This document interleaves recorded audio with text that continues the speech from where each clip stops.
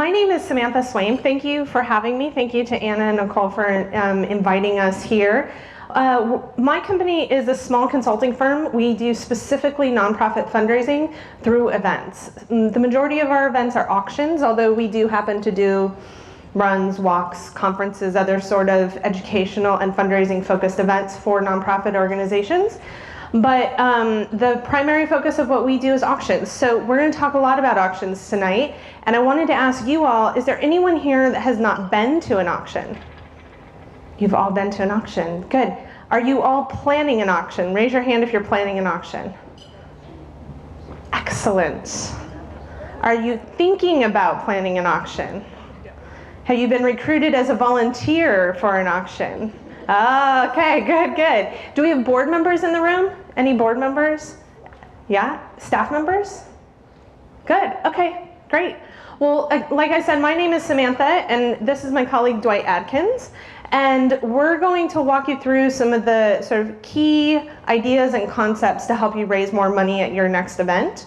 And then we want to be available for some Q&A. We're going to do some demonstrations with Kelly Russell, who's here. She's a fabulous auctioneer. And then we're going to invite all of our vendors up for you to do some Q&A with as well. But first, I want to ask you all if I can get rid of this microphone. Can you all hear me? Oh, okay. Well, then I'll use my microphone. So let me just start off once again by saying thanks for joining us. The venue that you're in is the Oregon Golf Club, and the Oregon Golf Club is a great venue. I know many of you use the venue, but some of you don't, and we have 3 fabulous staff people here that will answer any of your questions if you want to know more about how to use the venue, how to access the venue. It is a members-only golf club, so it's kind of neat to be able to have an event here because it's someplace that not a lot of people go to on a regular basis, and so it's nice to have folks be able to come up in this beautiful room with beautiful view. And they always treat nonprofits with lots of extra special attention and love. So there's discounts offered, they waive fees, they have a great corkage plan. We love their corkage plan. So lots of great resources at this particular venue. We definitely would recommend that you talk to them and talk to them about how to host your next event here. So I want to start first by talking just a little bit about an event, because an event is really a moment. It's the opportunity that you have to engage your audience in a moment, a very short moment, and try to capture them when you have very limited time and attention. Because at some point, everyone's going to sort of tap out and need to go home and need to get involved with other things and need to think about their shopping list or the traffic that they've come from. And sometimes your event is an opportunity to engage your biggest donors.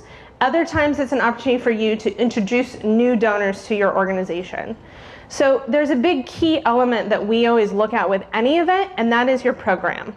How does your program impact your audience, compel them to get involved, move them emotionally, and still have a lot of fun? And we find so often in the event world, folks get really, really conditioned to think about the linen color and spend hours talking about the centerpieces.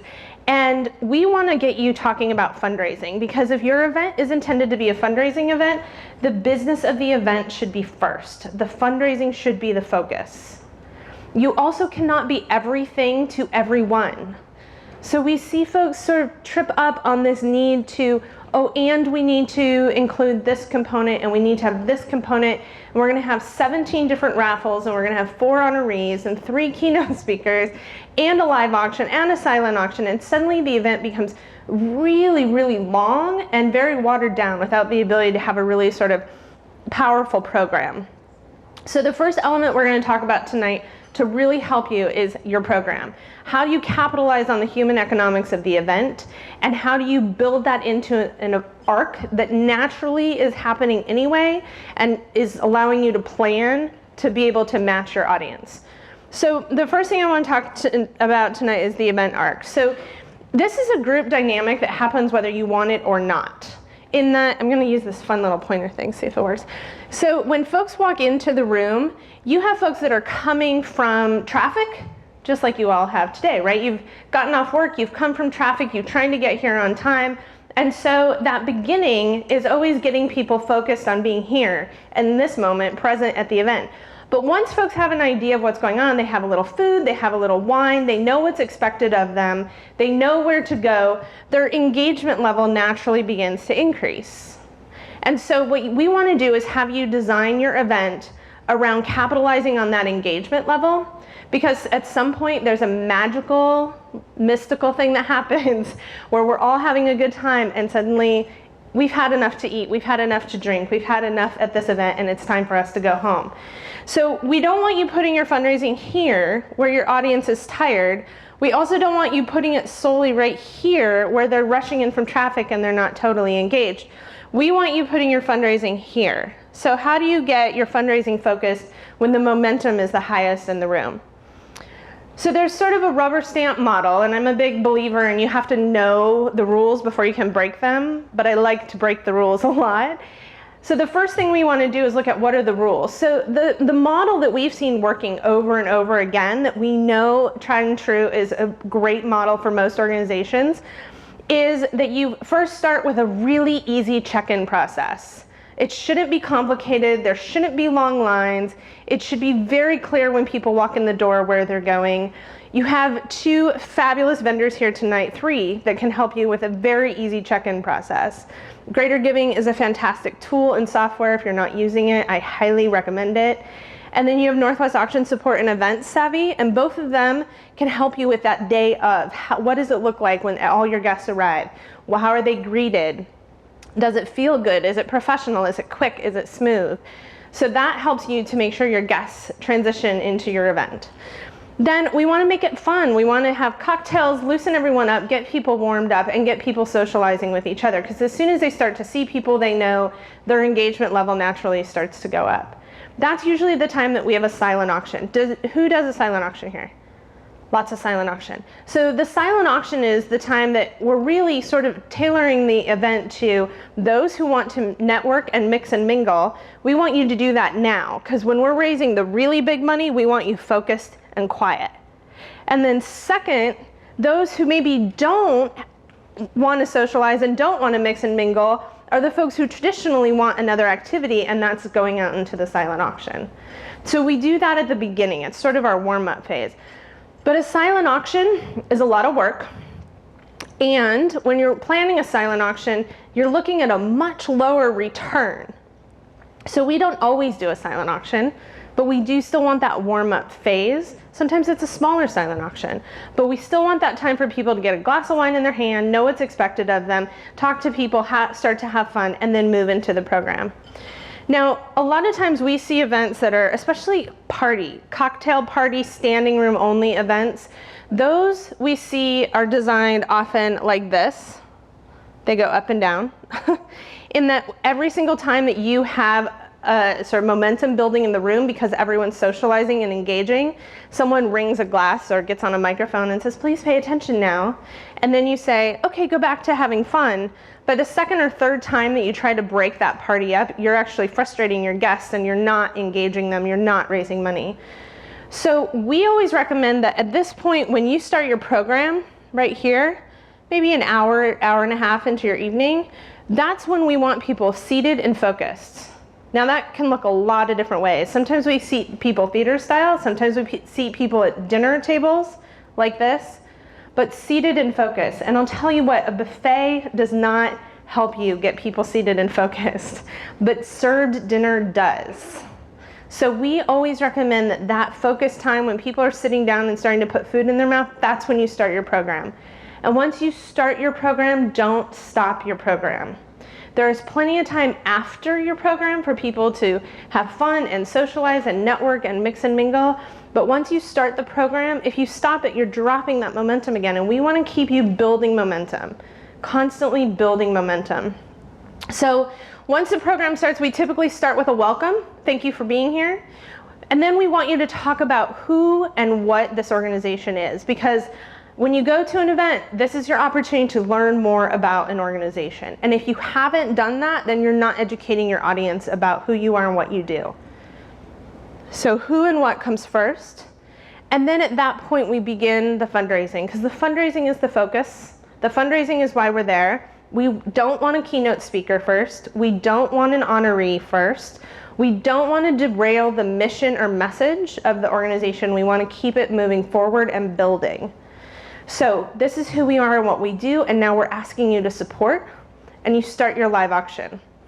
And if you're working with an auctioneer like Kelly, she'll help you to identify how do you craft the live auction sequence to support that momentum and support that fundraising, so that you're not doing this with your auction either by going from a low item to a high item, but you're building and constantly building that momentum so that one thing is feeding into the next and supporting that. And there's a little bit of thought that goes into making sure that we don't have like all 3 coast vacation packages right next to each other. We want to divide those out so that we're, creating excitement and build, but we also want to make it that we're building into that moment where we ask directly for support. So it's called a lot of things with a lot of organizations, but that direct ask for cash is special appeal, is a paddle raise. Do you all do a special appeal or paddle raise? Does anyone not do a special appeal or paddle raise? Okay, so you're all familiar with a special appeal or a paddle raise. It's a direct ask for cash. It is completely tax deductible. It's a charitable contribution, but none of that matters when you are up there asking for cash. What it is an ask to support the organization. It is just, please help us and support the organization. Now, that is your biggest opportunity to raise money during your event, is your special appeal. Hands down, it is your biggest money-making opportunity. So if you're doing an event and you're not raising or doing a paddle raise, you're missing your biggest opportunity to raise money. The second thing is, it's sometimes one of the only opportunities that you have as an organization to raise unrestricted funds. So unrestricted funds means that it's not directed to a program, it's not directed to a playground, it's not directed to an actual item or a piece of capital, but it's directed to the organization, meaning we matter, this is why we matter, and we need you to support us. And that funding that comes in then can be used in an unrestricted fashion simply to keep the lights on, to pay the staff. Sometimes it's not sexy, but it's the core of what an organization often needs. So we usually recommend that an organization uses this moment, this special appeal, for unrestricted funding, so that you really can capitalize on what the organization might need the most. The other thing we don't want to do is isolate our audiences by identifying that this fundraising is only going toward this playground, or this fundraising is only going toward this campaign. Because we had a school that we were working with that was raising money to build a new theater. And about half the audience said to us, well, if you were building a new sports field, we'd give you money. The other half of the audience said, thank goodness you're building a new theater so we can give you money. So they isolated and separated their audience. If they had just said, we matter and we want to provide the best environment for your kids, then they could use that money for the thing that they had identified as a staff that they needed the most. So we recommend that you keep it based on your mission and focused on your why. So we talked here about the who and the what being earlier. Your special appeal is the opportunity to talk about why it is that you matter. And then we usually close the event with the candy. So the candy is what I like to refer to as everything else that's not fundraising. So the candy is your entertainment, is your honoree, is your keynote speaker, is anything or anyone who could get up on your stage and divert the attention away from fundraising. Because a keynote speaker may not have your message, your mission, your story that they're telling. They may be very interesting and they may be the reason why people stay, but your fundraising is what's most important. So don't put obstacles in front of your fundraising. Put your fundraising first.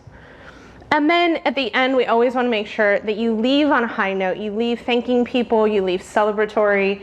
We have so many organizations that end with some sort of entertainment piece or dancing piece. And that allows your audience to have focused on the fundraising first and then had a party. So when they leave there, even though they're tired, they're not leaving there feeling exhausted. They're leaving there excited and willing to engage more with the organization. Does that make sense? Any questions about the ARC? All right. Yeah. I'm a little unclear on the candy. Can you, so I know that you're saying not to put anything that's questionable before the special appeal, but you do want the heartfelt, like, power moment before the special appeal. So, like, can you give us examples of what the candy could be? Well, a keynote speaker is a great example. So a keynote speaker may be someone who is the draw and might be why someone's there. Or a performance might be the draw and why someone's there. But put that after you've done the fundraising. So in an organization I know you know and I know is Fame Academy. They just had their event. They're a performing arts organization. They started, to get everyone's attention and get everyone quiet, they started with one song. And that connected people to who we are and what we do. But then they built into the momentum, the natural momentum out of that into their fundraising. And then they ended with a concert, like a full concert. So that would be an example of, you don't want to put all of that first and then drag your fundraising to the very end where people are tired. We had a school who used to do like a cabaret performance with all their students, and it was about a 45-minute cabaret performance. And they always had that before their fundraising. And we reversed it, and they doubled their fundraising. All we did was reverse it. Same program, same content, everything. But it was putting the focus of the fundraising first, and then the fun second. So if you have one little tidbit performance before the social appeal and then a bigger thing after, where do you have, like, a brief, someone talking about the organization? So we will often start with something that captures people's attention. We either will start with a performance element, especially if it's a performing arts group like yours, or with a video about this is who we are and what we do. And then we'll usually put either a board chair or an executive director or head of school on stage to talk a little bit more about who we are and what we do, so that that grounds everyone in, this is what we're asking you to give to.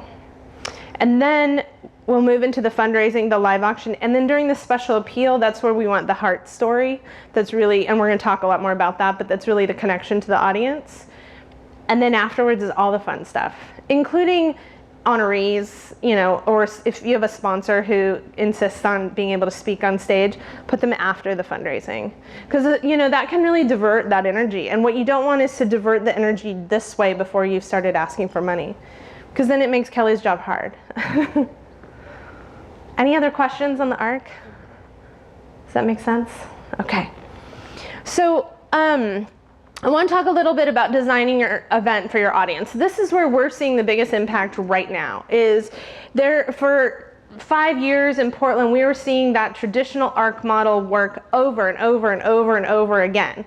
And now that we know this traditional ARC, we're starting to look more deeply at how do we design the event for our audience? Meaning, who is in the room? Not just build the box and hope that people come and hope that people give, but really think strategically about how you're getting people there, who's attending, and how you design the event for them.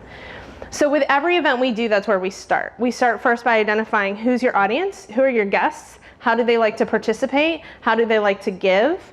If you've had this event before, you have some event history that you can see that. And if you've never had this event, then the question is to look at who are the target audience that you're inviting, and how do we design the event for them. So a lot of organizations right now, we're sort of ripping up the standard model, and we're starting to redesign their events still on the event arc, but with a slightly different format in mind. So we had an organization recently that is an environmental group. Amazing organization, and we did an event with them on the basic traditional model of silent auction, hour and a half, sat down for dinner, and about 30 minutes into dinner, the noise room and the volume level in the room was so loud that you couldn't hear or participate in any of the fundraising. And a big piece of that was because every single person in that room knew each other. Everyone there volunteered every weekend on environmental projects, and they knew each other like it was a family reunion. We find this true at schools a lot too. And what we heard from our guests were, we just want to see each other and spend time together. Stop talking at us. They did not want to be talked to. And this organization had in the past had 2 events, one that was only social and one that was very focused on fundraising. And they were trying to figure out how to merge those 2. Because what they kept hearing from the audience was, we want the social. That's what we want. So we ripped up their event model. We got a glass of wine in their hand. We sat them theater style. We did our auction. Well, first we did who we are and what we do. We did a video about the organization. We did their live auction. We did their special appeal. And then we opened the doors, and in the next room was a big party, and they spent the next 4 hours eating, drinking, dancing, socializing. And they were able to get that fundraising first and then party second, and their audience loved it. We find this works really well with schools as well. We had another organization we work a lot with, an organization, Basic Rights Oregon, and in 2010, our very smart, very savvy event chairs said this event is not working anymore. We have 1,000 people sitting in the room, networking, talking, not paying any attention, and you're not raising any money. So we need to change this. So we started first looking at what were the goals of the group, and we found there were 3 goals, and you can't have a 3-legged stool, you just can't. So you can have 2 things really successfully, but you can never have all 3 really successfully. And their goals were they were trying to do a lot of fundraising, so they had a lot of people there not paying to be there. They were trying to do a lot of networking, they had a lot of politicians there, and then they were trying to do fundraising, so their major donors were in the room. And what we found was that while the major donor may be sitting at this table and our lovely auctioneer Kelly may be standing right here, that between us was a large conversation happening where a politician was engaging his constituents and having a conversation that didn't allow for Kelly to get over his head to get the bid from the bidder, who was frustrated and irritated that his bid wasn't being seen. That is exactly how that happened. So we then identified that a lot of the people there were not there for the fundraising. So we took a look at how many people were really there for the fundraising. It was about 350 people.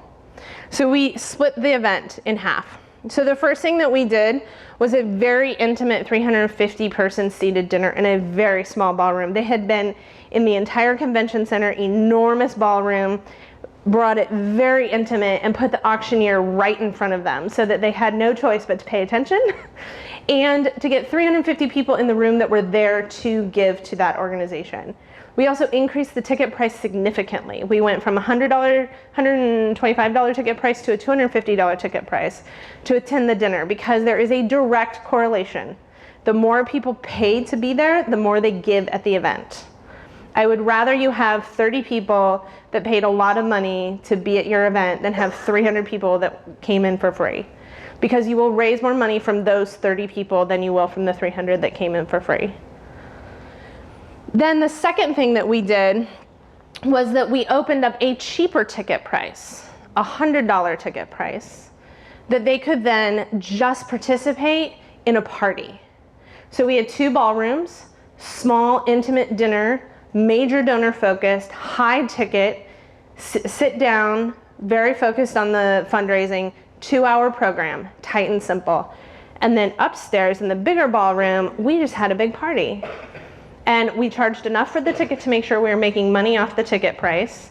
And we had some raffles and some other elements, but other than that, it was networking and socializing. So they were able to accomplish both of their goals. Their fundraising went up. The first year they had a small bump, the second year a much bigger bump, and this year it was like through the roof, unbelievable fundraising for them. So it's about designing to your audience and your audience's needs. So we always take a look at how do we get your audience the most engaged? How do we get the fundraising to be the focus? Because you can't do everything and be everything to everyone. And so we want to make sure you're putting your fundraising as the priority. The last thing that I'll say on that was really strategic and key in this event, as well as most events that we work on, is keeping your audience sort of quarantined and focused on the thing at hand. So if your silent auction is happening, it is so much better to have your silent auction in a restricted area that is focused on the silent auction than to have your silent auction and dinner tables in the same space. Because the party always wins. People will go to the tables and socialize instead of being in and among the silent auction bidding. The same is true if you have seating that is, if we were to look at the room setup tonight and look at the back of the room, if all these tables were covered in food and wine and tastings, and someone was up here trying to, not in a lecture scenario, but obviously in an event scenario, you would have a draw naturally happening where people would be going to the back of the room instead of paying attention to the front of the room. So the party always wins. So keeping your audience focused and attentive is a really big piece of making sure that that arc is working for you. Does that make sense? Questions on that? Okay. So the third thing, I'm going to pass the mic over to Dwight. We're going to talk a little bit about how to get the biggest return on investment for all the energy you put into your event. Thank you. So you all are very busy, and you don't have enough time to do everything for everyone. So what I want to talk to you about is how you focus your time and energy on what's most important and how you're going to raise the most money. So if you look at the slide behind me on the left, you'll see pre-event. The first thing you want to focus on and the way you will make your most money is through your sponsorships. Who are your sponsors? Who are your potential sponsors? How are you talking to your sponsors? This is all very important. Some rules of thumb. Make sure that you're asking for money only once during the year. Don't ask your sponsors the first time you meet with your sponsor for money. I always say that a sponsorship is like a relationship. So if I'm married or with a partner and I only talk to them when I want something, that's not a very good relationship. Or if I have a friend and I only talk to that friend when I want something, then that friend doesn't want to talk to me because they say, oh, Dwight just wants something. It's the same thing when you think about sponsorships. So you're working with individuals within the business or the company. And when I say sponsorship, most people think big sponsors like Columbia or Nike or Adidas. It may be your local dry cleaner, whatever it is, and whoever your potential sponsor might be. In fundraising, there are two elements to remember. One is the art of fundraising, which is the relationship. So you want to be building that relationship with the individual at that company or business. And then there's the science. The science is understanding who do they give to, when do they give, how do they give, do we fit their giving guidelines? That's if you're talking to a larger company. Also think through when are they giving money. So if your event is next October, you want to be talking to them right now for money for next year. What you don't want to be doing is walking in next May and asking for money when your event's in October, because their year is already done. They've already allocated their money for 2014. Does that make sense? So think through, what is the funding cycle for the sponsor you're approaching? It's not only about when you need the money, it's when are they actually allocating the money for 2014. Any questions on that? The other thing I would say about sponsorships is you want to be talking to your sponsors, your businesses, multiple times before you ask for money. So again, don't ask for money the first time you talk to them. Yeah? So when you say talking to them, do you mean just like in the course of your relationship, or is it potential sponsorship conversation? So the question was, is it in the course of your relationship, or is it potential sponsorship conversations? Because we're going to be approaching a business that we have ongoing relationship with, but our next meeting we're going to ask for some money. That's fine, because you have the ongoing relationship. So as long as you have the ongoing relationship, sort of the idea is you want to talk to them 5 to 6 times before you're asking for money. So you already have the relationship, you've prepped them, they're ready to be asked for money. Another thing to really remember is once your event is over, don't ask your sponsor for a commitment for the next year. Because what you're saying to them is, thank you, what you gave me was not enough, I need more. And they're an individual just like you're an individual. Just be grateful and have gratitude for what they've done for your organization, your school. They'll remember that. So then when you're talking to them again, they'll go, oh, I remember working with Dwight. He was really thankful for what we did for the school.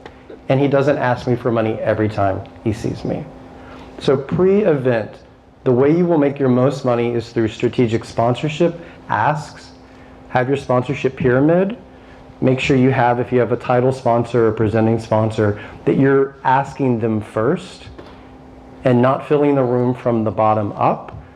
For example, if you were selling tables, I'm going to try to make this simple. If you were selling tables for $1,000 and your goal is $50,000 and you sell 10 tables and you filled your room, that's only $10,000. So you have a gap of 40. So if your title sponsorship, your presenting sponsorship is a larger level, start there. So that if they're unable to say yes, you can build those lower level sponsors up. I feel like I keep looking this way. I'm going to look over here more. All right. Any questions on sponsorships? Yeah.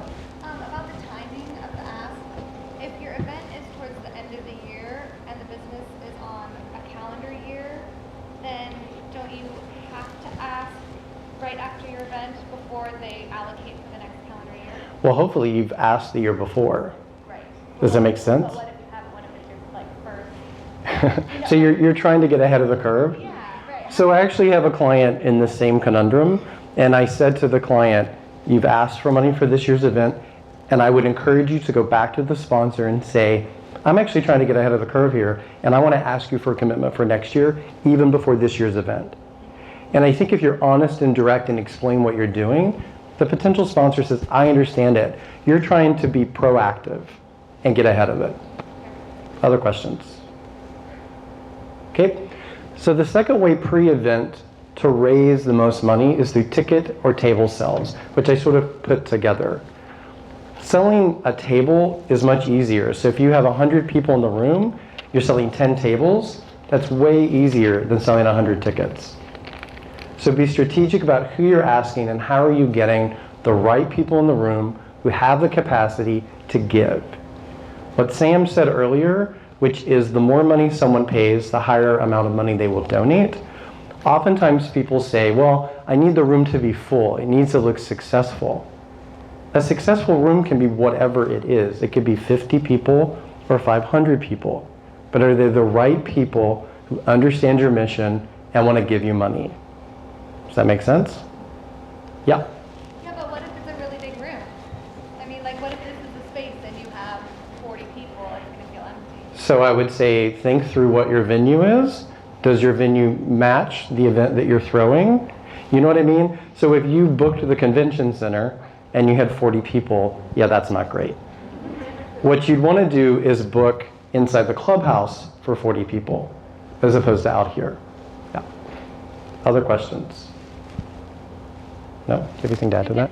Yeah, I think to answer your question too, just think about how much money it costs you to have those other 500 people in the room. You know, that even if you have a room for 500, but really you have 40 major donors, and 40 major donors that are willing to pay the $500 to be there, you're feeding everyone else and they're not giving you money. So if the focus is fundraising, a big part of fundraising is managing your budget. And a big part of managing your budget is not feeding people that haven't paid to be there. During the event, the 3 ways or 4 ways you will make the most money. The first was the special appeal. And Sam talked about that earlier. So in the special appeal, that's the individual telling this sort of traditional hero's journey of how the organization has made their life better. Does that make sense? What we find most effective is a video about that individual that's been crafted. The video shows that individual walks out and very succinctly asks for money. That individual does not retell the story that you just saw. That's sort of boring. The individual does not say thank you, which is counterintuitive, because you think, well, they're going to thank the audience. The moment they thank the audience, you all go, I'm done. They don't need anything else from me. So it's important when you're working with the special appeal story individual that you script them. In fact, the entire event should be scripted from the beginning to the end with really good AV cues. Just giving you that. So the best scenario we see, video about the individual, 3 to 4 minutes. Individual walks out, tells the story, or asks for money, and then you do a collection. If you're unable to do a video, and we have a great videographer in the room tonight, if you're unable to do the video, have the individual come out, tell their story. They've practiced it. They're comfortable speaking in front of people. Did I say they practiced? Because what happens is oftentimes we think about the linen and the flowers and everything else, but about what is the person on the stage doing and how are they interacting with the audience. So your most important, the best way you're going to raise money the night of is the special appeal. So spend time with that individual whose story is being shared to make sure it's an authentic, crafted story. They tell the story, they ask for money, then you have Kelly collect that money. Okay? Any questions on the special appeal? Is that the next slide? Or is there a slide? Yeah, I'll talk a little more about it in just a minute. So the live auction. Sam mentioned that in the arc of the event. So think about what is your audience like? What kind of live auction items would they want? Then you'll be strategic with your benefit auctioneer of how you're placing them. The live auction, think about experiences that are unique that you can't just walk out and purchase anywhere. We always say that alcohol sells really well. Just think through, we're working with a client right now, and they were trying to figure out, it's a museum, and so it's a children's museum, and the parents don't have time. So they were thinking of like a chef once a month and a housekeeper once a month, because parents don't have time. So they're trying to be really strategic about what live auction items am I creating that will appeal to the group of people in the room. Silent auction is much lower. We always say that a live auction will garner probably 90 to 120% of its value. The live auction, maybe 40 to 50%. Does that make sense? On the silent auction, don't make it a buyer's market.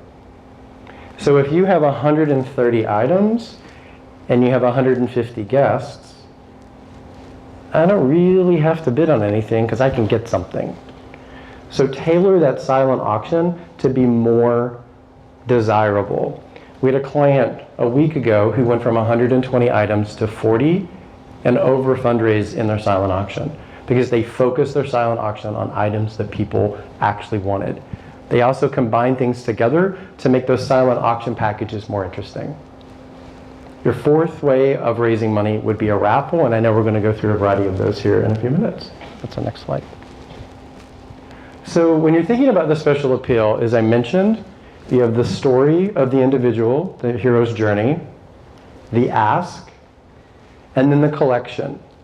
So when you're doing the special appeal, another way of making it successful are pre-committed gifts.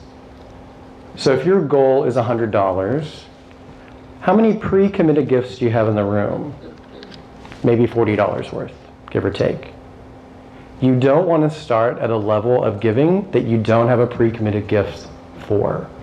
So we've all been to those events where we're going to start at $25,000 and it gets really quiet.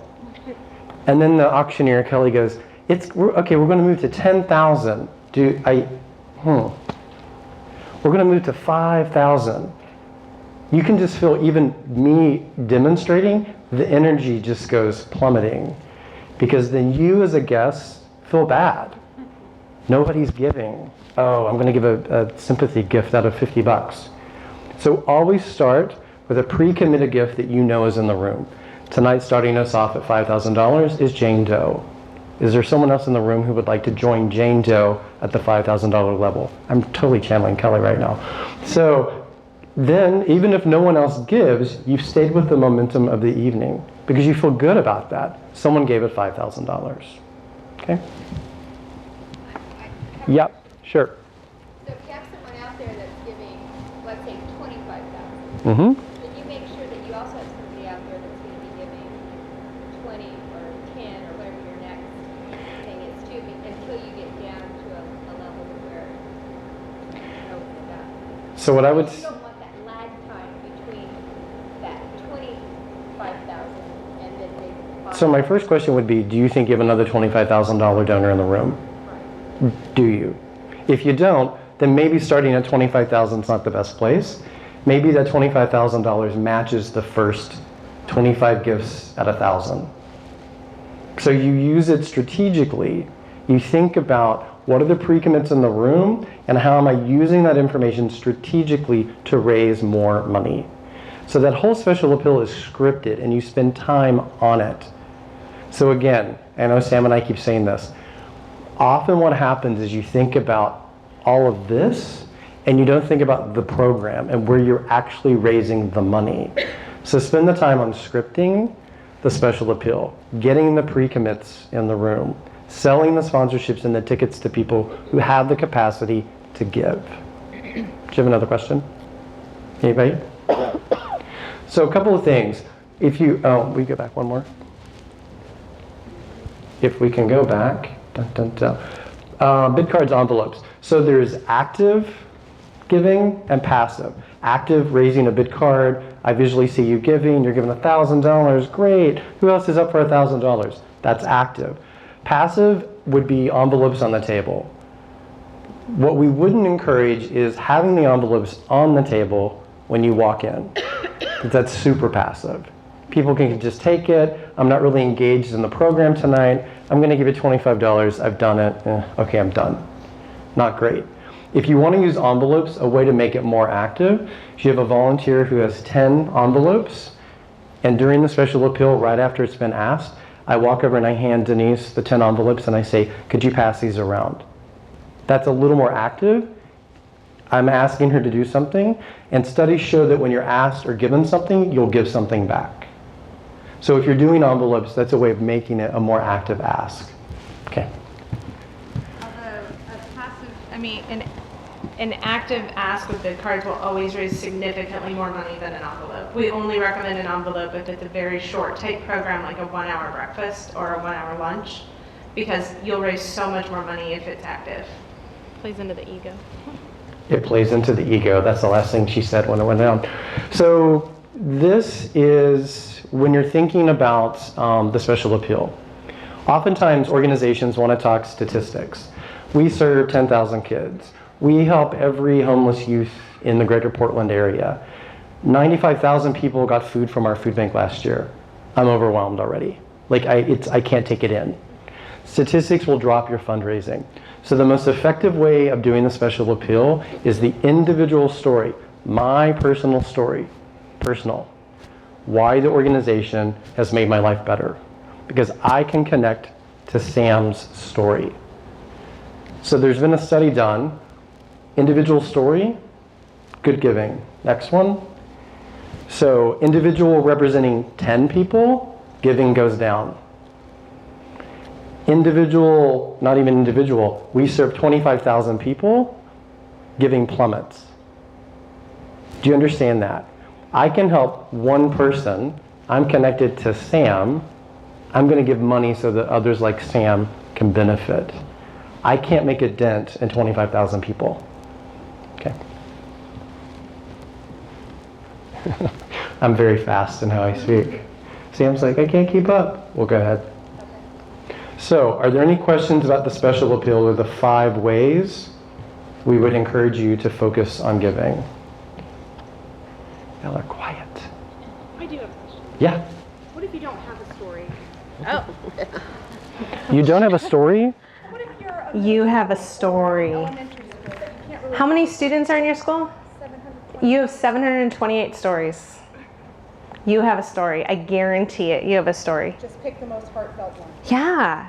And I bet you hear them from teachers and students and parents every day about something amazing that happened, or a student that had a really amazing day, or a sports, a student that engaged in sports or theater or an activity that helped them to excel, or a teacher that saw their potential and helped them to grow. But the study that was done was really focusing in on why people make those choices, and it's really just comes down to people give to people. So people give when they feel like they can have a direct impact, and people don't give when they feel like the issue is bigger than they can connect to. And it also sort of separates and sort of detaches us from the story when we tell a group story, or we tell the story of all of our students, or we tell the story of our programs, or we tell statistics, because that moves us into actually working with statistics, which studies have shown drops giving by 50%. As soon as you enter numbers, volume into your storytelling, giving drops by 50%. Yeah.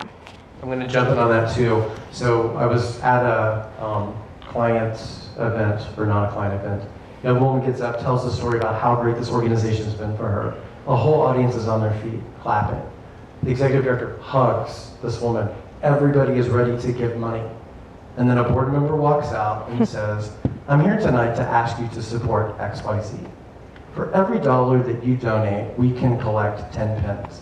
For every dollar, immediately it goes from being heartfelt to logic. Now you're trying to argue with me why I should give you money. Plummeting. If they just asked for money right after that young woman had spoke, everybody would have given money. So the thing that we want you thinking about really is where are you going to see the biggest return on investment and how you're going to focus your energy. So we want you really cultivating your donors and your sponsors. It's a huge piece that has to be done before the event. People do not give money because they were invited. People give money because they have a relationship to your organization. So the cultivation piece, sponsorship, that's your biggest place to put your energy.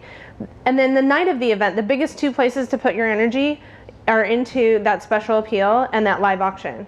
So really strategically thinking about, how are you going to ask for money? What is our story? How are we going to tell it? What's the collection strategy? To your question about a $25,000 gift and then dropping down to a $10,000 gift, we want to think about, is that $25,000 gift better utilized in a different way? We had an event that we did with Kelly and the Portland Women's Crisis Line several years ago, that they had a gift at $10,000, but then their next level of giving was $1,000, and the majority of people in the room gave it $50. And so starting at $10,000 just didn't make sense, because we would have that energy drop. That we held on to that gift. We started at $1,000. We knew we had that opening bid. We started at $1,000, and instead of just saying, we have a gift at $1,000, who else can give it $1,000? We scripted Kelly to say we have a gift at $1,000 in hopes of inspiring one other donor in the room to give tonight. So it was a very challenged focus ask. And we got another donor at $1,000. And then we moved to $500, and I told Kelly, we have one pre-committed gift at that level, but our goal would be to get 3 people. So she asked for 500, and 2 paddles went in the air. And so because she knew we needed 3 gifts at that level to reach our goal, she said, ladies and gentlemen, at this level, our hope is to reach 3. We need one more level, or one more gift at this level. And that helped to propel the audience to give again at that level. But then when we hit the $100 level, we whipped out that $10,000 gift and said, we have a challenge for you tonight. We have a donor giving $10,000 in hopes that we can match that with 100 gifts at $100. We got 123 paddles in the air. Almost the entire room gave at $100. And then the very last thing that we do is that whenever we hit our last level of giving, we announce it's our last level of giving. So that for those who are sitting on their bid cards just waiting, we make sure to tell them, this is your last opportunity, so that we can motivate them and compel them to give at that level. We've also found that we've cut the bottom levels out, and that's helped giving as well. So we've stopped asking for $50 gifts. If the audience is an audience that we think could go to 100, then we really try to push. We know that we'll drop some donors off and lose a few donors, but I'd rather get 30 more people that move up to 100 and lose the 5 people that didn't give because we didn't take a gift at 50. So that last level of giving, incentives, challenge gifts, matching gifts, anything like that helps you to design your program to really be building on that momentum and that energy. All right, so a couple logistics things, because I know a lot of you guys are committee members and are volunteers for an organization, and logistics can be a big piece of the puzzle. So we talked a lot about keeping people focused, keeping your audience attentive and focused. So we always want to give people the tools and opportunities to be focused on that thing. So have a room that's designed for your silent auction, separate from your live auction. But also you have to have space for your silent auction. If you don't have enough room for your audience to move around and be able to get to and bid on the auction items, your bidding will go down. And when I'm looking at an auction item and I'm blocking an auction package, you don't want me blocking 3 auction packages, you want me blocking 1 so that other people can get around me and bid on the auction, right? So you need to have space. 8-foot tables, no more than 5 auction items. Space, leave space. You pile them up, people will not be able to get in. And if they can't get in, they just give up. They don't fight to give you money. They're happy to walk away and get another glass of wine. Second of all, you want to make sure that the flow is easy and accessible. So we put bars on the opposite side of the room, so it forces people through the room to get them to the bar, and it forces them through the auction for a silent auction. We always have a pen at every bid sheet. It sounds silly, but it's important. And we put we pre-do the math for them on the bid sheet, so that all they have to do is write their bid number. There's no starting bid of $5 with minimum increments of $3. I don't want them having to do math. I want them to be motivated with an impulse buy, because an auction is an impulse buy. So that's silent auctions.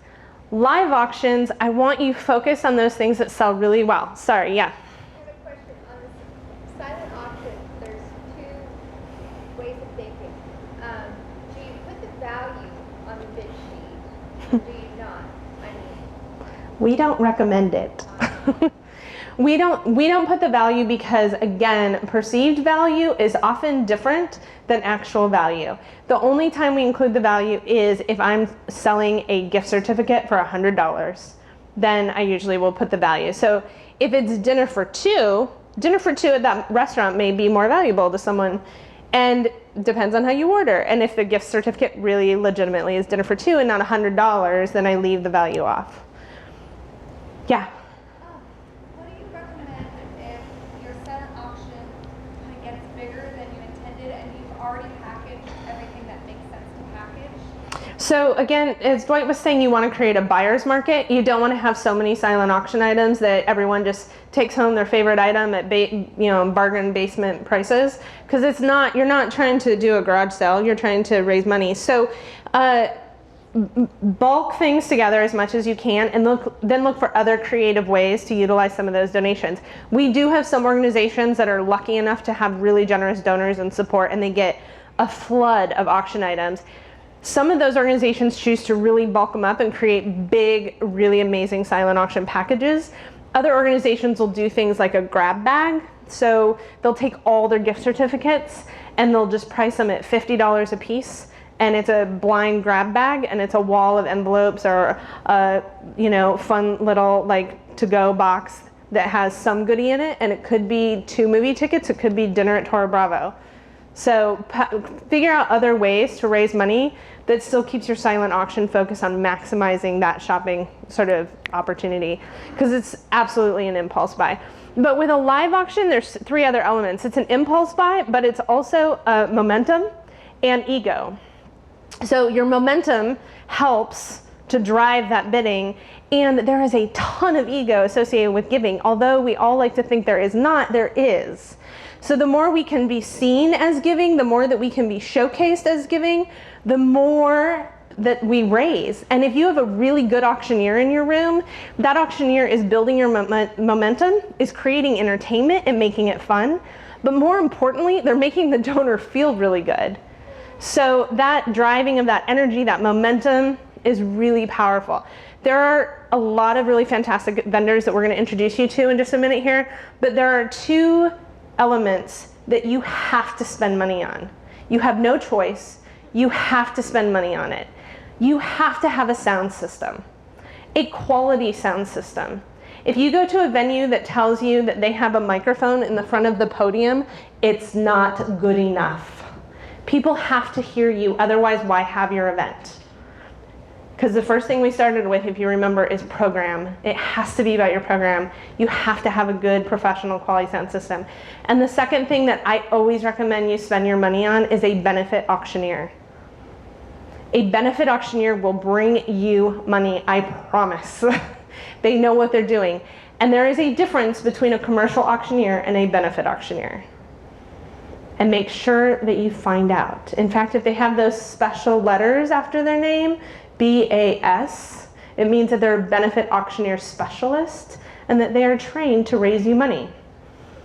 The difference is a commercial auctioneer is oftentimes selling the same thing over and over and over. So it is likely that if you don't buy TV number 1, you might buy TV number 2 or TV number 3 or TV number 4. So they work on a law of averages and sell everything in 2-minute increments. But you know what? In your event, you're not selling multiple TVs over and over. You're selling your organization. It's about raising money for your organization. And so you want a benefit auctioneer that's going to build that momentum and raise as much money as they can, and they're not going to sell it because it's the 2-minute mark, even though you have paddles in the air. They're going to collect every paddle they can, and they're not going to keep selling it because they haven't reached the 2-minute mark, but there's no bidding in the room, and now the momentum is crashing and burning. So a benefit auctioneer is trained to focus on building that momentum, selling your organization, and collecting every dollar of support that they can in the room. So those are the 2 things to make sure you're spending your money on. So when it comes to budget, make sure that you're not overspending by feeding a lot of people who are not there to give, and make sure you're getting a good quality sound system and a good benefit auctioneer. And then in your live auction, when you're focusing on logistics, the big things that we want you focused on is what's going to sell. And I'll tell you, it's not things that are subjective. So subjective things would be like clothing, diamond rings, household items, like you could have this fancy couch. But if your whole room doesn't want that fancy couch and you only have one bidder in the room that's like, ooh, that perfectly would fit in my family room, then it's really hard to create a buyer's market, or to create a bidding market. You're totally creating this one opportunity for this one bidder. So in a live auction, we want you focused on things that sell well. Things that sell well, live in general, trips and travel, alcohol, and experiences. Dining and entertainment are always fantastic, but experiences are sort of the little tricky thing that no one really thinks about, and those are the things that raise the most amount of money. So what do you or your organization have that's exclusive that you can offer? Do you have a partnership or relationship with some cool musician that'll do a concert? Do you have a really cool sort of person that's on your board of directors that will do a lunch with a politician, or the opportunity to be head of school for a day? What are those opportunities you can create? Some schools, you see the parking spot is a really common auction package. Again, that's like a cool experience that you get to create because of your school. Yeah? When you say alcohol, give some examples of how you would fit that into a... Wine packages are usually how you see alcohol auctioned off the most. There's a couple of different ways that we see them packaged. Sometimes it's just a really exclusive, collection, and sometimes it could be like it's 100 bottles and it's a wine cellar. But alcohol always sells at premium dollar value. We have had some organizations recently start to auction off distilled liquor, because distilled liquor you couldn't auction off until, I think it was like a year ago they changed the law, 2 years ago. And so with distilled liquor, we're starting to see things like a collection of whiskeys or a collection of gins, that sort of thing. But you're limited on your amount. Yes. Right, you are on distilled liquor, you have to get it approved by OLCC, and you're limited on how much you can sell. Wine you can sell lots of, though.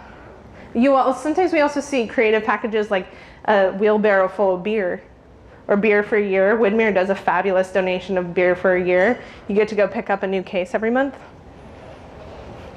Any other questions on live auction?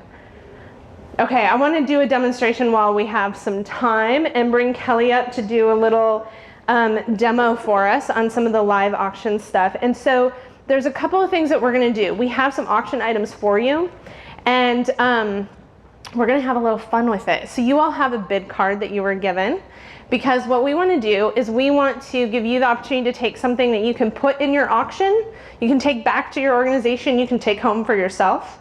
But we also want to give you the opportunity to win that money back for your organization.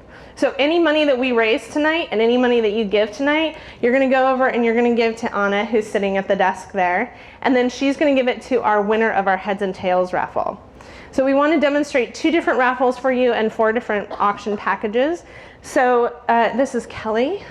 I brought you a little fishbowl. Oh, look, we have baskets already. Oh, But thank you. surprise. Okay, so our first auction package, let's see what we have here. We have vendors that have generously donated several fun packages for you tonight. So our first package comes to us from, let's see, Give Smart. And this is a bottle of champagne with some fun candles to take home for a nice relaxing evening. A bottle of Chandon. All right, so you're going to get, oh, sorry, it got real loud. Sorry about that, Todd. So you're going to get a bottle of champagne, some candles, lots of fun things for you here. Let's get going. Someone start it off. Who wants to start it off? How about $10? Let's let everyone play. At $10, who will be a bottle of champagne? There's $10. This $10 has been at $20, and $10 has been at $20, but at $20, what do you say? I have $10. There's $20. Now $30. At $20 has been at $30. It's $20 here. Would it be $30? Yes, $30. Now $40, and $30 has been at $40. It's $30 has been at $40, but at $40, I have $30 bid. Asking for $40, a fabulous bottle of champagne. Don't forget, you're getting the candles too. It's $30 has been at $40. At $30 has been at $40, but at at $40. Are you all done at $40? Are you sure? It's $30 that you could win it back. There's 40 and now 50. At $40 to bid, now $50. At $40 to bid, now 50 bid. At $50, I have 40 bid with you, Deborah, now 50. At 40 to bid and 50, last call for $50. Sold it your way, Deborah, for $40. Bidder number 198 takes it. 198. Our second package comes to us by way of the Oregon Golf Club. Is actually the opportunity to come and play a round of golf. So you will be able to bring a foursome to the golf course for the day. And this fabulous package is something that you could put in your auction as well.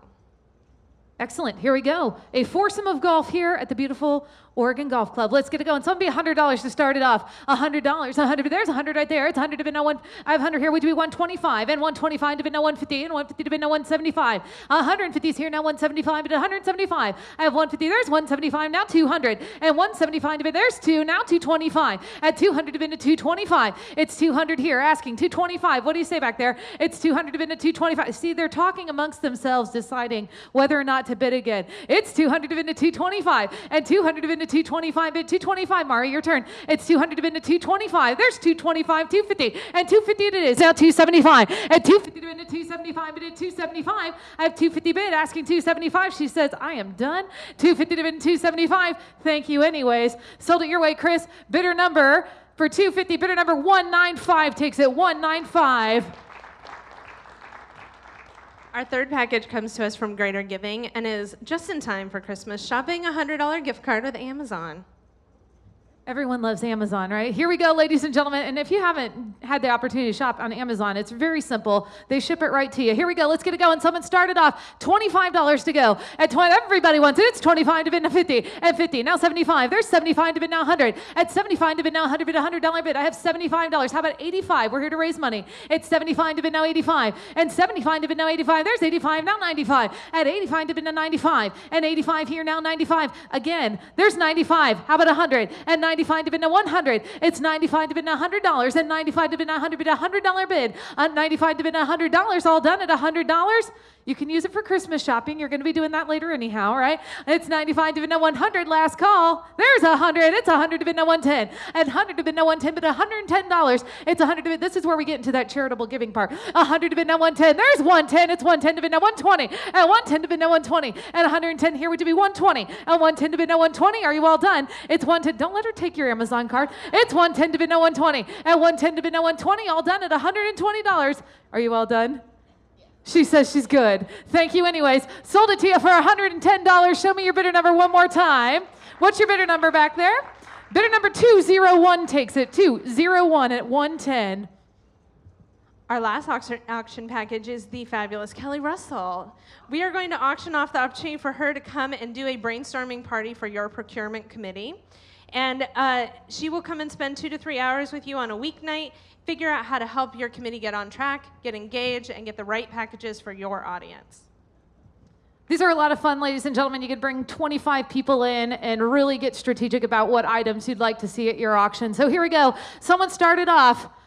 How about $100? Let's go. 100. It's 100 to bid now 125, and 125 to bid now 150, and 125 here bid at $150. It's 125 asking 150. At 125 to bid now 150, bid $150. 125 bid right up front. I need 150. At 125, there's 150 and 150 to bid now 175. It's 150 here. Now 175 and 150 to bid now 175 at $175. I have 150 bid asking 175. It's 100 to bid now 175. Are you sure? $175. You'll make this up with some fabulous item you find. There's 175 now. 200. It's 175 to bid to 2 bid at $200, and 175 to bid to 200. Are you sure? It's 175 to bid to 2 bid at 200. It's 175 asking $200. It's just money. It's 175 at 2. All done. There's 200 now 225, and 200 in the back asking 225. At 200 to bid to 225. 200 to bid to 225 bid at 225. I'll remind you 225. Thank you. Now 250. At 225 to bid to 250, and 225 here now 250 bid at 250. Remember again in our heads and tails. tails, someone's gonna win all this money back. It could be you. It'd be awesome. It's $225 to win at $250. You're at $225. I'm finding you help. There's $250 and now $275 and $250 to win at $275. It's $250 here now $275 now $3 and $275 to win at $300. It's $275 asking $300. What do you say? It's $275 bidding $300 and there's $300 now $325 at $300 to win at $325 and $300 to win at $325 and at $325 and now $350 and $325 to win at $350 and $325 here would be $350. What do you say? And $325 asking $350 at $325 to win at $350. All done at $350. It's $325 here and $350. Last call for $350. All done?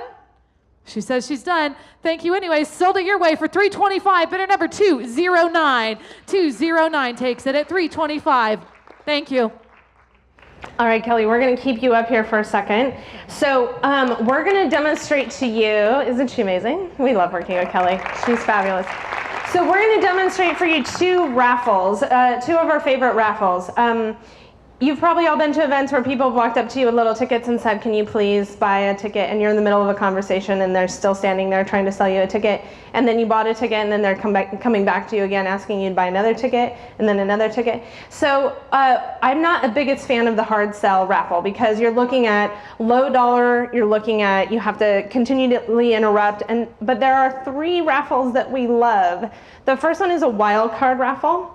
And we're not going to demonstrate that tonight, but a wild card raffle is where the winner gets to pick a live auction item off the auction block. So we recommend selling a wild card raffle at 100 tickets for $100. That gets you your $10,000 out of the gate, and they get to pick a live auction item off the auction block.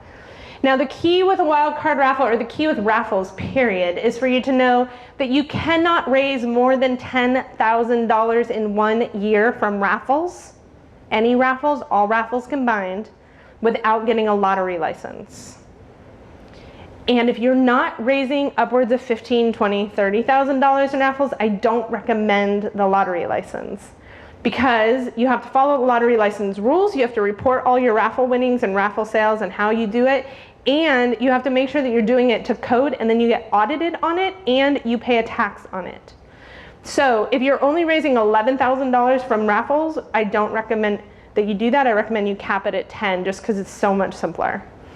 So you can quickly earn your 10 though with 100 tickets at $100 right for your wild card raffle, which is a live auction package off the auction block. Yeah, question? We do a 50-50 raffle. Uh-huh. Half of it away. You know the problem with that is that you give half of it away. Well, yeah. But then if the $10,000, is that off what we take back or off the total? It's off the total raised. Yeah. So if you do a 50-50 raffle, it means that you're giving winnings back to the winner. Sometimes it works really well. Sometimes a 50-50 raffle can work in your favor because then the winner says, I'll give it back to the organization, or the winner says, I'm going to use this to spend it in the auction. But sometimes it doesn't. And sometimes they walk away with that money that could have been your raffle income. So heads and tails, I'm sorry, the wild card raffle is one of our favorites. But the other two that we like to lean on a lot are the heads and tails raffle, because it's a very active, fun engagement. And then the rapid raffle. And we're going to do the rapid raffle first. The rapid raffle is so fantastic because it is an impulse moment. And I'm going to take all the impulse away by explaining it to you. But the way that a rapid raffle works is you provide people with the raffle ticket in advance. So simply a ticket with their bid number on it. You can give them 4, you can give them 10. And you put on there that if you drop this into the raffle, you will be charged $20 or $25. And at a point in your live auction, usually the end of your live auction, your auctioneer says, now this is our moment for a rapid raffle. You could win a $1,000 shopping spree at Nordstrom. We are coming around now to collect your tickets. Look at the little pink tickets that were attached to your bid card. Please drop them in the baskets as we come around the room.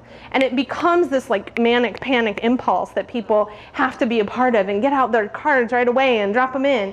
And I've seen people reaching across the table and grabbing their neighbor's raffle tickets and saying, I'm dropping these for you. So it becomes a real impulse buy. You take all the hard sell away from it. We're going to do a quick rapid raffle for you. We're going to give you the opportunity to have a $2,500 social membership to the Oregon Golf Club. It's something you can put into your auction. And the way that we are going to collect from you right now is we are going to collect your business cards. So if you have a business card, please get your business card out. We're going to draw one winner. There's no money involved. You don't have to give any money away. Write your name on a piece of paper too if you want. Or write your name on a piece of paper and drop it in. It's just a quick, easy way for us to get your name.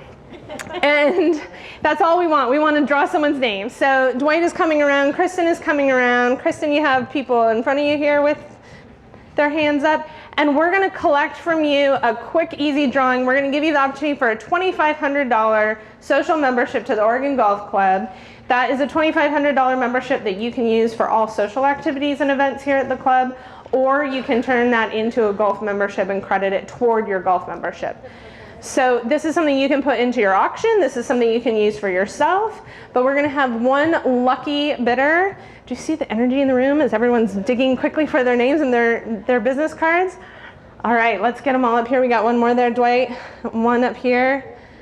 All right, so let's put them all into one bucket. Oh, I took that You one gave back. them, all right. Put them all into one bucket, and we're going to have Kelly draw a lucky winner. Look at it all. Just one. Got one. Thank you all for your names. Leah Fentiner. All right, our winner is Leah Bittner. Hi, Leah. Look at this. We even have it ready for you right here. There you go. Yeah. Go raise some money on it or have fun at the club. So the last one we're going to do is heads and tails. And heads and tails is a fun game. Do you have a coin? Someone have a coin? Do I have a coin? We're going to borrow a coin from someone to show you this one.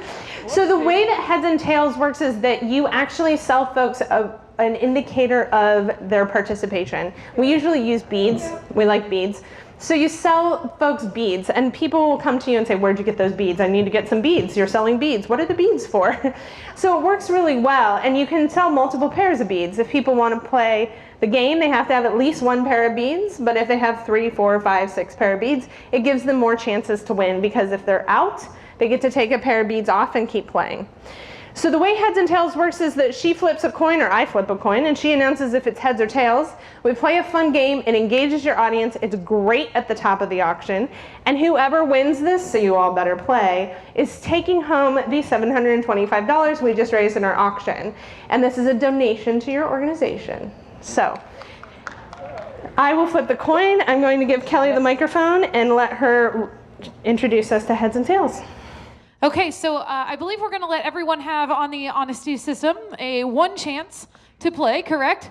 So everyone gets on their feet. What we're going to do is you're going to select and put your hand on your head or your hand on your tail, okay? This maneuver is not allowed. Or this. You can't put your hand on your neighbor's tail, okay? They may not like that. Anyhow, so we're going to flip the coin. They might, who knows. Flip the coin, Sam. Please select your hand on your head or your hand on your tail. Everyone's selecting. All right, here we go. If your hand is on your head, please sit down. Oh, tails won that round. All right, go again. Hands on your heads, hands on your tails. What'll it be? Hands on your heads, hands on your tails. They've all selected. If your hand is on your tail, you are still in the game. You're still playing. All right, hand on your head, hand on your tails. Let's see what happens. Everyone's thinking this through. Do I stick with tails? Do I go with heads? Here we go. If your hand is on your head, please sit down. It was tails yet again. I promise this coin has two sides. I promise. Hands on your head, hands on your tails. What'll it be? Oh, this is an interesting one. Here we go. If your hand is on your head, you're still playing. Oh my, it's down to 4, 5. We have 5 left. Now this is the point where I say, everyone come forward. 6 left, come on up. If you're still playing, come on up. We get everyone to the front. This is a lot of fun, so now everyone gets to watch and see who's going to win. All right? Here we go. Select, please, your hand on your head or your hand on your tail. What'll it be? Everyone decided? Okay, here we go. If your hand is on your tail, you're still playing. Tails wins that one. Tails wins that one. All right, so thank you to those who we lost on that one. That's okay. Hands on your heads, hands on your tails. Okay, here we go. We have 3 with tails, and we have 1 with head. Let me look again. Ladies and gentlemen, we have a winner. Congratulations. You won. It was heads that time. What's your name? What was your name? This is Susan from Bolton Primary School. So Bolton Primary School will be taking home $725. Thank you very much. There you are. Okay, for those of you who won, bidders number 198, 195, 201, and 209, you'll have to pony up so that Bolton Primary School can take their donation away. So at the end of the night, make sure that you see Anna over at the desk and she'll collect your funds and then they're gonna make a donation to Bolton Primary School. So congratulations and thank you all for playing with us. So to close out the evening, I'm gonna ask Kelly to stay up here and then I'm gonna introduce you to some other fabulous people. And let me clear these chairs for you. We have a lot of vendors here in the room that are great supporters of nonprofit auctions and do a lot of great work. Some that we do a lot of work with, some that are also fabulous new introductions for me. So a new introduction for me tonight is a gentleman named Chris with Christopher Barth Photography. He's been photographing you all this evening. And I'm gonna ask him to come and join us up here. Think AV, I think Patrick is here to join us. Like I said, professional sound system is so important. Your auctioneer will thank you. And your auctioneer will thank you. And speaking of auctioneers, we have Kelly Russell with Kelly Russell Auctions. We have Michelle Holman with Greater Giving. Where's Michelle? So if you don't know Greater Giving, you should. Greater Giving is the tool that we use and we recommend for all of your data tracking. Data is very important. But Greater Giving has a number of other tools that I'm sure Michelle will be happy to tell you about, including online giving, online ticket purchases. We have Chip or Brian, who are here from PCMA, the Portland Center for Media Arts, producing fabulous videos for nonprofits in the Portland area. And John with Northwest Auction Support. And Northwest Auction Support is who we reach out to and contact when we need help on our check-in and check-out. Computer systems that know Greater Giving inside and out. Chirpify. Do we have Jonathan here with Chirpify? Hi, Jonathan. Chirpify is a new tool, and I actually asked Jonathan to be here tonight because it's sort of the hottest, most engaging new thing happening, and it's happening right here in Portland. Chirpify is a way to use social media and hashtags to drive donations to your organization. And donations are what we're most interested in. It's also a way of doing other things like collecting contact information and driving support toward a sale or a purchase, or even support toward a raffle or giveaway. So we'll let Jonathan introduce himself here in a second. We have Sandra here, who's here from GiveSmart. I think that probably folks are starting to hear a lot about mobile bidding, and Sandra can be here to talk to you a little bit more about that. We have the fabulous Lisa with Event Savvy. And Event Savvy is also here to support computer registration, check-in, check-out, data entry, helping you with your Greater Giving. We have Kristen, who's here with Patrick Lamb. And if you don't know Patrick Lamb is a fabulous performer in entertainment who gives so much of his time to the nonprofit community. And then if you have any questions, we have Nicole and Anna who are here with the golf club. They're over there, but feel free to grab them and ask them questions. I'm going to do a little plug for the golf club and just tell you that we do events here often. They're fabulous to work with. Their food is great, their service is great, but mostly we love the fact that they work with us on budgets and they're very conscious about working with nonprofits on budgets. And then myself from Samantha Swaim Fundraising. So we are here as your panelists to answer any questions that you have about your events. And so I want to open the floor and ask if anyone has questions for me or any other vendor in the room. And if not, I'm going to ask them a bunch of questions. Right? Anyone? Anyone? Any questions? All right. Well, I'm going to start by putting Michelle on the spot. Well, Greater Giving is a tool that is actually from Portland, but it's used by nonprofits all over the country. And it's a tool that allows you to do a whole lot of stuff in that you can sell your tickets online, you can collect your contact information for your donors, you can track all your raffle packages, you can collect your credit cards on site, you can collect payment on site, but then there's a whole other bevy of tools that they have that are online tools, that are mobile engagement tools. So I'm just going to have Michelle talk a little bit about sort of the depth of Greater Giving so you know a little bit more about this great sort of tool that you can use for tracking. Can I stay here? Okay, thank you. Hi everyone, I'm Michelle Holman with Greater Giving. How many Greater Giving clients do we have in the room? So quite a few, thank you. And our fan club in the back. So Greater Giving is a software integrated solution for your event. We started out with AuctionPay years and years ago, about 12 years ago, with our credit card terminals. We have event software, online payments. We also have online auctions, and we also have a service called Join Me for all of you schools out there, which is peer-to-peer fundraising or a thon-based module. We also just introduced mobile bidding, and have any of you ever been to an event that does mobile bidding? Does anybody want to hear a little bit about it? So I'm going to bring up Matt Craven, who's our Director of Sales, and he's going to talk to you a little bit more about mobile bidding. And mobile bidding is actually a service that you can add on to your Greater Giving suite. So I'll let Matt take it from here. Thanks, Matt. Hello, everyone. So a lot of you are probably familiar with Greater Giving, or a lot of you probably might have it, but you're doing your event for the first year and you're kind of inheriting it. So traditionally, we've had this software that you manage year-round, you manage your event, you use our credit card to check into the event, and then you'll use silent bid sheets in your live auction. So we've just released a product that will allow you, when your guests check in, to let them know, tonight we don't have silent bid sheets, but in about 10 seconds you're going to get a text, and it's going to have your name on it. You'll just confirm yourself, you're all checked in, and you can start bidding right there on your smartphone. So we released that about a month ago.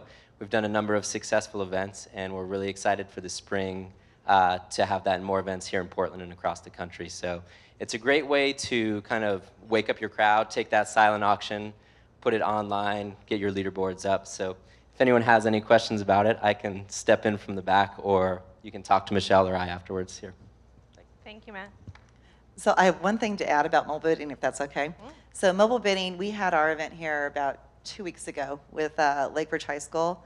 And by the way, this is a perfect venue When she for that says type. we, she means she's the committee chair. Yeah. I don't know how that happens every year. But anyway, it was a perfect example of why mobile bidding would work. We had all of our silent auction lots, which we had way too many, in the clubhouse. And we also had a theme. So we had a 70s disco theme. So everybody was dressed up in big afros, which added to the excitement. The key to our success is also just having a lot of fun and the guest experience. Well, what happened was it got so crowded that we would bid on things, and then we'd walk away, we'd talk to our friends, we'd get outbid instantly, but we really didn't know it because we were so far removed from that auction, or from the silent auction. So had we been able to bid mobily, we would get an alert where it would say you've been outbid and you can bid it instantly. So we would have raised more money with mobile bidding. We were the perfect example of doing that. Also, I don't know how many men are in the room, not to pick on you, but women, we'll go back and we'll dig and we'll shove and we'll go back to bid on something. Men typically don't. They bid on it once, they leave, they go to the bar, they chat with their friends. If they've got it on their phone and they get a bid alert that they've been outbid, they'll bid again. So it's something to at least consider. Mobile bidding is one of the hottest trends right now. So if you have any questions, feel free to talk to me or any of us in the back. You have a question in the corner.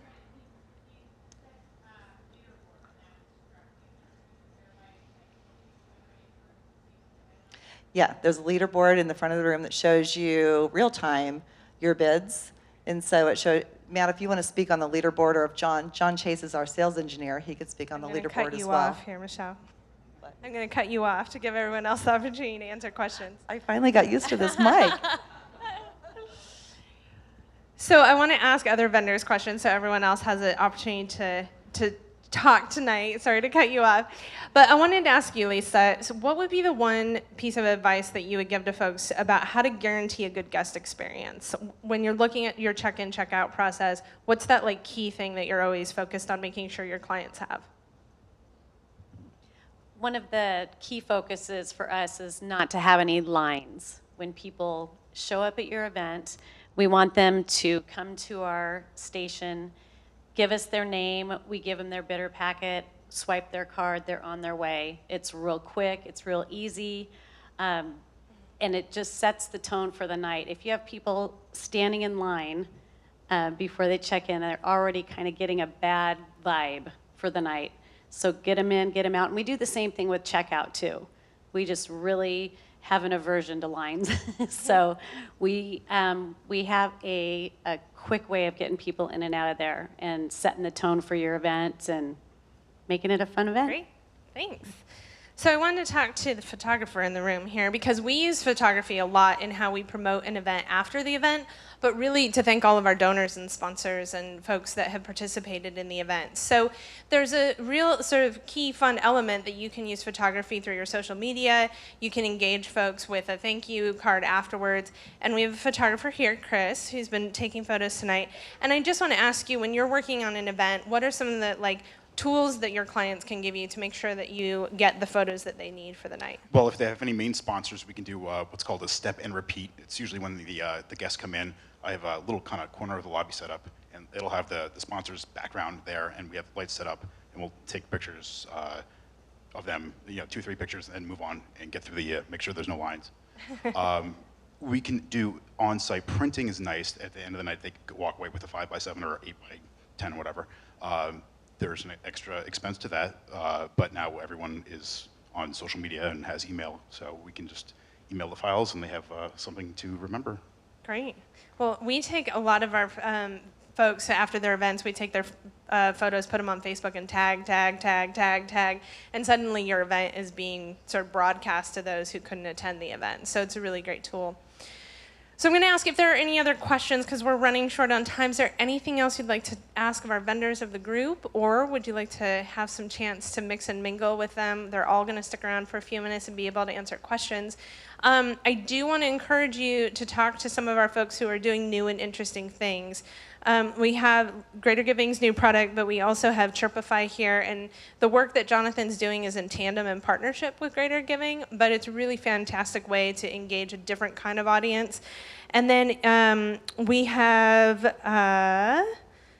have GiveSmart here, who is also really focused on mobile bidding at this time, and it's such a key thing when it comes to ways to engage silent auction bidding. So I encourage you to talk to the vendors tonight. I really encourage you to think strongly about where you put your time and energy, how you get your audience focused, how you make your event fun, but you don't get lost in the event. You focus on the fundraising, and have fun and go raise lots of money.